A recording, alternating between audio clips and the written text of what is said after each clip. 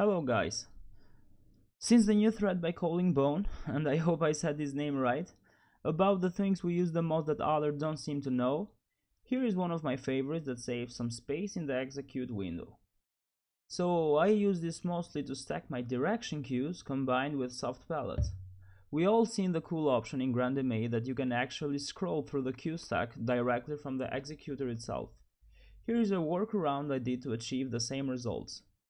So let's start by turning on some lights and then cycle through the cue stack. So the first cue is set to snap. So if we choose red, for example, it will snap. The next cue is set to go forwards. So if we choose red, we will see that the lights go from left to right. The other one does the opposite of the first one, and it goes from right to left. I also have two more cues, one that goes from center out and the other one that goes from center in. I hope some of you find this useful and adopt it in your show file. Have a nice day, everyone.